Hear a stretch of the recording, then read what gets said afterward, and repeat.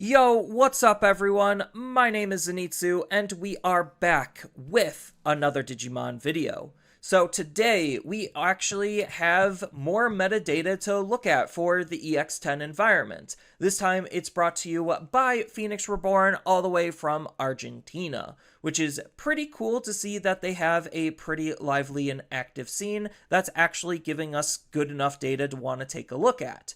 So as far as how many players this event had, it had 128, so it's not exactly the 200 or 300 man events that we're used to seeing from Eggman events, but it's still a pretty sizable event that's worth taking a look at.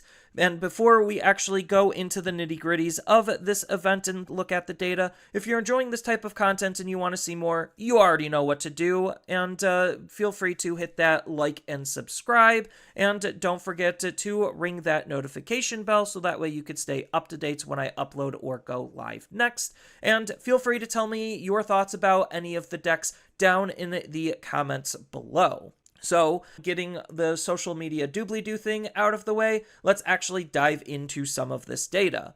So, as far as their top 16 archetype breakdown, it actually is pretty diverse, but it's not necessarily the diversity we would want to see because the majority of these decks we've already seen before. So there's 3 Gallantmons, 2 Galaxies, 2 Purple Hybrids, 2 Demon Lords, 1 Bloom Lord, 1 Megidra, 1 Imperialdramon, this is the blue-green variant, 1 Royal Knights, 1 Rocks and Minerals, 1 Bagra Army, and 1 Heroes. So as far as the only new deck that we actually get to look at today, it's going to just be the Bagra Army. Everything else we've kind of seen before, whether it was a old deck doing well with some new updates, or one of the forerunners of the current environment. So yeah, it's nice to see that, you know, Digimon, I guess, hasn't really changed a whole lot. So feel free to take your time and read the Google translated article that they have. I'll, again, link the article and the Limitless page for the event down in the description below, so that way you could take a look and see all of this for yourself. So I'm not going to spend too much time on the majority of these decks because, again, the majority of them we've already kind of seen before. Maybe I'll, point out some minor differences between some of them, but all of the tech for the majority of the top decks are pretty much known at this point, and it's just what tech they're actually utilizing. So when it comes to the 16th place Gallantmon deck, this is, well, utilizing Takados. That's pretty much the only unique thing to this. Everything else is basically just Gallantmon. It is just a very aggressive, big, dumb OTK deck at the end of the day.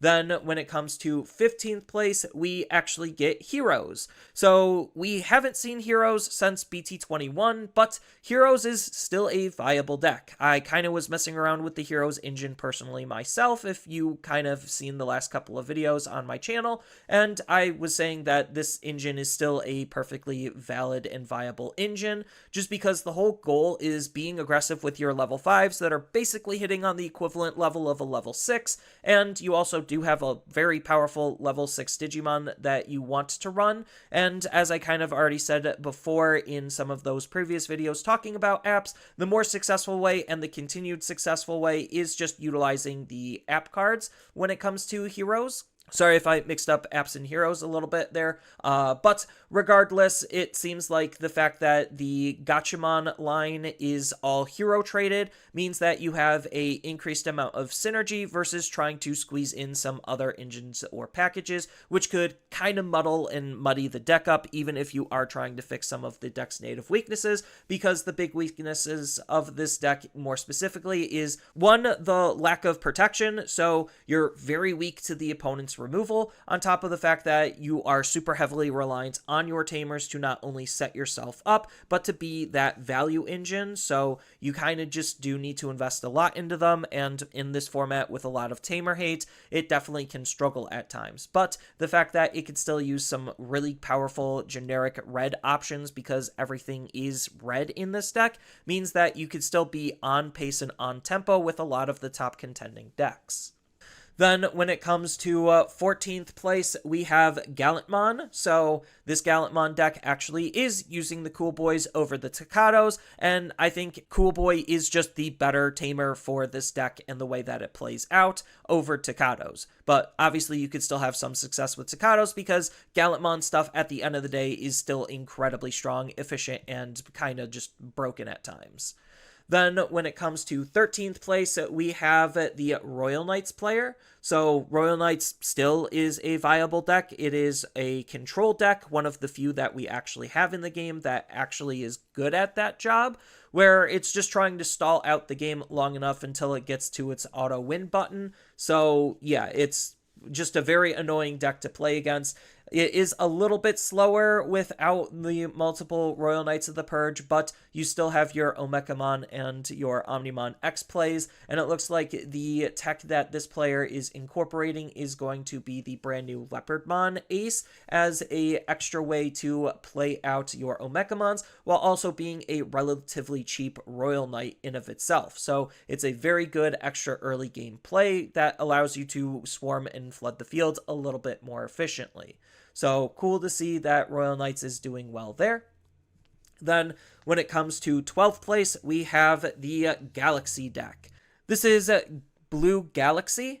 So it is just leveraging a lot of the blue top end cards because you're not running any of the Flaremons and instead you're running the Honkunmon. You have Floodgates and you have the Lunamons that you're going to be splitting out with the Honkumon to be able to build a second stack. And with that second stack, you could use your Tamer to basically cheese a free evolution into your higher stages, or, you know, just make more powerful plays possible. On top of the fact that you do have like the classic blue suite of Invisimon, Dianamon, Hexablaumon, Gallantmon X Antibody, and Mirage to not only just add some extra control, but floodgating potential to stop the opponent from playing the game. And that's kind of like the strength of this deck, is just try to get up into your level 6 as quickly as possible before the opponent, and then floodgate them out of the game, and then have a way to present a lot of pressure on the opponent, so that way they reasonably won't be able to win the game by the time they're actually able to play it.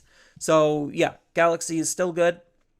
Then when it comes to the 11th place, this is the newest deck on the block, which is Bagra Army. I think the last time that we've seen Bagra Army literally do anything was all the way back in like BT11, BT12 when it basically first came out, and then it did kind of a similar thing where it topped like once and then nothing else. So interesting that it's kind of following the same pattern as when we initially first saw it with all of its EX10 updates. But as far as my base understanding for what Bagra Army is doing as a deck, it is just trying to kind of like Rocks and Minerals use its inheritables as additional resources. So it wants to remove its own inheritables to be able to draw cards and gain memory, which is really strong, especially since you could do that during the opponent's turn at times, and that anti-tempo aspect really could throw the opponent off their game plan, which could be the deciding factor if plays are even possible or not. So that gives Bagra Army the opportunity to be able to react and respond to the opponent's deficiencies based on the cards that Bagra Army themselves is playing and utilizing. So really cool to see Bagra Army do well. I'm not like a hardcore expert at this deck, so I can't necessarily speak much past what I have said here. So cool that Bagra actually was able to do something for once. Then when it comes to 10th place, we have one of the Demon Lord decks. So this is, well, another control deck where you're just trying to stall long enough until you basically get to your win condition and just win the game on the spot. So yeah, it's just another very annoying deck because of the control-y elements and aspects to it that are basically almost the exact same as Royal Knights, just done a little bit differently. What this player is electing to do is not really use a whole lot of the new cards, if any at all. It's actually going back and using the the BT7 Lucemon for some tamer hate. So again, that's just incentivizing and reinforcing the idea of tamer hate being a very powerful thing in this current meta environment, on top of the fact that they do have the Digimon Emperor as another good anti-tech and anti-meta tool, and it looks like their option suite is actually a lot heavier compared to a lot of others that we would have seen in the past. So maybe that's leading to their success, is the fact that there's a lot of protection from Digimon effects, but not a lot of protection from option effects. So running more options and less Digimon, especially if you don't necessarily need to see your Digimon and your Digimon already have various different names, it doesn't necessarily make it super hard to be able to fulfill the win condition or get to the win condition. You just need to stall long enough, and I guess maybe the increased amount of options is helping that stall gameplay.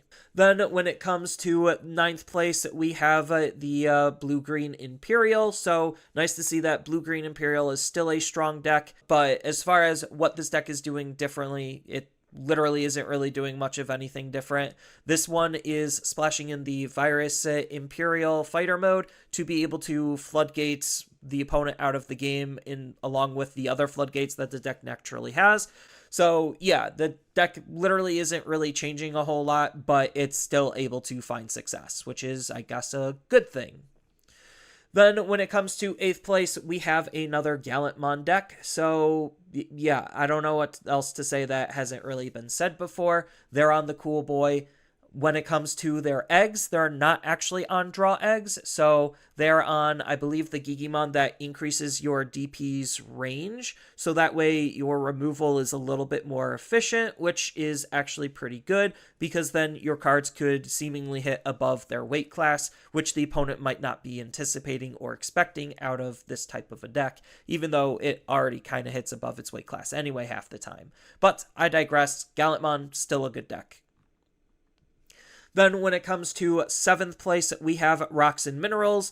This is just another OTK deck. I really don't know what to say. As far as the tech cards that this deck is leveraging, it is actually utilizing more on the new close, the EX10 close, because her effect to gain memory is potentially on all turns when you're losing inheritables. So maybe they're trying to use that as an anti-tempo tool, on top of maybe an accelerant at times to combo with some other things. The close also combos with the Sunoriza to be able to just magically add extra sources to your Digimon, so that way you have just more sources to play around with. It looks like they're also utilizing the Gatsumon, so in case they can't necessarily OTK the opponent, they still do have some extra lines of defensive plays that they can make, while this card still is kind of like Ukomon, where it's allowing you to want to raise out as early as possible. With this card, swing, aggress, draw, and discard off of its on-delete ability. And when it comes to the high-level Digimon, because everything else is pretty much samey at this point compared to a lot of other Rocks and Minerals we've seen,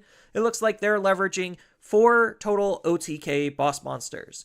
So they are actually splitting between the Old Pyramidi and Magnetic. So yeah, that's kind of neat to see that they are still running the Old Pyramidi, because a lot of people are kind of iffy on if they want to run this card or not, because they don't necessarily need to because of Magnetic, but there are certain situations where running the old one is a little bit easier and allows you to OTK potentially faster when you have the proper setup for it. So it just increases your playlines to just to kill the opponent out of nowhere. So pretty good deck, not a surprise to see it do as well as it did. Then when it comes to 6th place, we have the Purple Hybrids deck. So I really don't know what to say. It's Purple Hybrids. The interesting thing about this build is the fact that they're actually using Odin's Breath without a way of wanting to set it up. So maybe they're just hoping that Odin's Breath, either by itself or out of security, is just a functionally good enough card to justify its inclusion, on top of the fact that they are also going to be using one of the Gigimon that's interacting with the Gallants, so that way they have ways to be able to recycle the 2 Gallantmons that they're playing that the deck tends to already run. And then their tech tamer is going to be Keenan, because, you know, Keenan's also a pretty good card at trying to anti-tempo the opponent at times. So yeah, makes a lot of sense on why Purple Hybrids is doing well. Still can deal a lot of damage, still has lots of powerful play lines, has good recursive reusability on its tamers, and is just one of the better aggressive decks in the game. Then when it comes to the second Demon Lords deck, this is very much similar to what we literally just saw in terms of like the cards that are being ran. They're also still utilizing the old BT7 Lucimon, just to, again, try to remove the opponent's Tamers, because Tamer hate is super great, and that's why the new Belfmon Rage Mode is actually a really fantastic card. The fact that the opponent could accidentally just play into that Belfmon really makes him powerful at just removing the opponent's Tamers, so this is a little bit more heavy in terms of the Tamer removal aspect. And that's kind of the same sentiment when it comes to just sameness as what we've seen with the two Galaxy builds. They are pretty much almost identical, so not much of a surprise. They're still on the Hankun and the blue suite that I literally just talked about not that long ago. The interesting thing is Invisimon is just a very powerful card for this deck, because when you swing with him, he's going to de-digivolve himself before the check even happens, so that way you're actually dealing the damage as the level 5. The level 5 most likely will have jamming, and then that gives you extra accessibility at going into a brand new top end, whatever it is. So yeah, it's just a very, very strong deck at being able to go from basically nothing to all gas as quickly as it possibly can. Then when it comes to third place, we have the Megidramon deck. So yeah, it's just Megidramon. I really don't know what else to say. It looks like the only spicy tech that this player is incorporating is Leviamon, but you know, Gallantmon already interacts with wanting to delete stuff anyway, so the Leviamon just can be a really efficient card when it actually deletes something, because you have the memory gain off of the X antibody cards. So you have the Gallantmon X and Graumon X that are going to gain you that memory, plus he also is gaining you that memory, and then he has the ability to just hit really hard because he natively has 13k and security attack plus. So that combos perfectly with the Gallant to be able to delete him and then gain all of the memories from your other on delete effects. So it just makes sense that Leviamon is actually a pretty good card to just splash in here. But yeah, it's just Megidramon. Let's just be dumb and degenerate when it comes to OTKing and looping our cards and being hyper aggressive as we possibly can be. Then when it comes to second place, we have Bloomlord. So we haven't seen Bloomlord in quite a while. I actually can't remember the last time we would have seen a Bloomlord deck. Maybe like BT15 or something. Maybe BT16, but yeah, it's been a while since we've seen Bloomlord, and it really doesn't look like Bloomlord got much of anything, because this looks exactly like, for the most part, the Bloomlord decks that we were playing back then. I guess, like, the only new inclusions is the fact that we have Medieval Gallantmon and we have Volder Arm as two really powerful floodgates and pseudo floodgates to try to just increase what we're able to do. So cool to see that. Then we do have the built-in protection that is coming from an off-brand card in the form of Grand Gallantmon from EX7. So that allows our Bloomlord to try to stick around a little bit longer, on top of the fact that we have a Quantumon as another card that has some good built-in protection to her. And she's also on color to enable a Volder Arm play. So that's cool to see that, as well as Cherubimon Ace. And Cherubimon Ace kind of already fits in line with the whole Swarm and Suspend aspect that the deck is playing around with already. So another card that just perfectly meshes with the mechanical themes and identity of the deck, as well as a Ledesma to act as a good floodgate. Because the Ledesma's floodgate ability isn't really like a true floodgate, it's more of just an anti-tempo tool, because it allows all of your other plants and fairies to have an on-delete effect to basically just gain 2 memory and then return a low-level Digimon from your trash to your hand. So it's kind of like some extra protection and trying to time walk the opponent. So maybe that's a cute tech card that they're actually leveraging to be able to find more success, because the deck does have some pretty weak vulnerabilities and it doesn't have that great of recyclability on its cards, and maybe that's the answer that the deck was looking for. But when it comes to the deck that actually won the event, that is going to be the other purple hybrids deck. And this is a more traditional purple hybrids deck. It's not running any extra yellow shenanigans. The only shenanigans that it's running is literally the Bastemon with Scapegoat. So yeah, that's pretty much it. And yeah, I don't know what to say. It's just a dumb aggressive deck that has some good control elements and aspects to it. I guess like the big inclusion is the Ancient Guardian Deity. So that way they have extra recyclability on their hybrids and their tamers with inheritables. So it makes sense, since you also don't need to follow the color requirements of this card in order to run it for utilizing your hybrids and tamers with inheritables. So makes sense why that would be a good tech card to include, but it is just purple hybrids at the end of the day. So congratulations to the player that was able to win the event with purple hybrids. So hopping over to the limitless side of things, we could take a look and see a little bit more data outside of the top 16. So there is some things that I kind of wanted to note. One, there was actually a top 16. So as far as the deck that won Swiss, it technically was Demon Lords tied with purple hybrids, but because of win records and whatever, Demon Lords was able to win Swiss. But, I mean, you still have the top 16 represented in the top 16. So all of those decks are still there. It's just their order is a little bit different. So when it comes to the actual top 16, you could see that this is how things played out.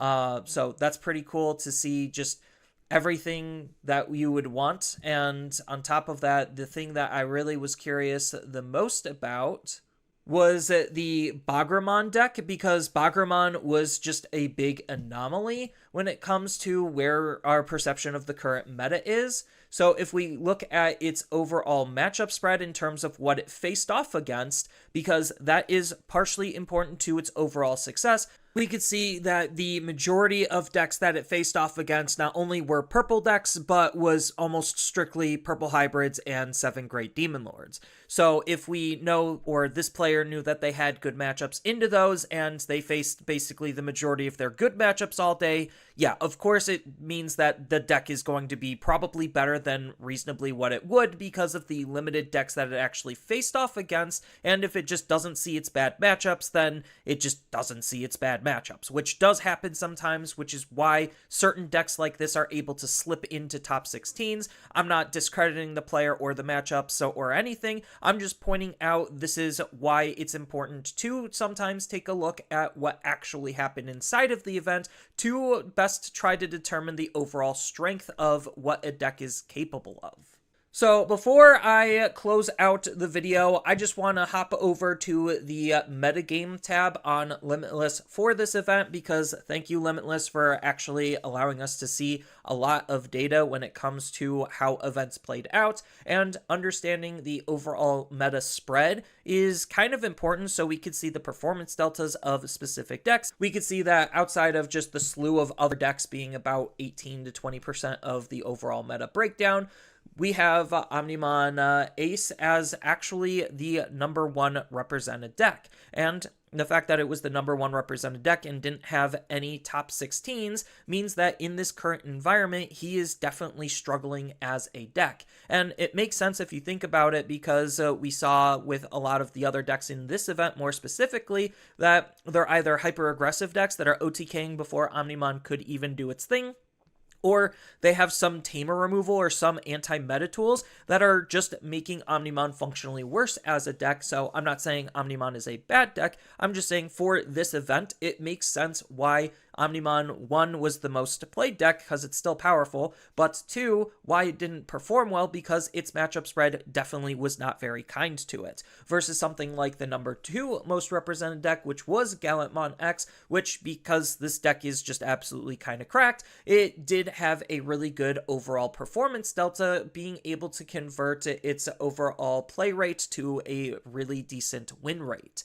So that kind of helps us paint a little bit more of a picture in terms of if a deck is strong, weak, or perfectly in line with our overall expectations. And I do have just a tiny bit of an update when it comes to like my own personal little tracking of where the current meta is. So just taking a look at the Japanese top 10, just because this is the data that probably is the least relevant.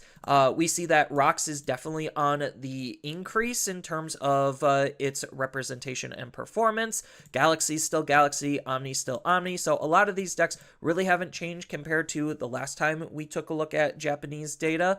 But when it comes to the biggest changes in the English environment, we could start to see that these three decks right here are kind of like teetering in and out of overall relevancy, where it's just like sometimes they do good, sometimes they do bad, sometimes they're not there, but they're more consistent than basically the rest of these decks. So that's something to note, but we're definitely starting to see the gap widen between these and what's actually being the top consistent decks.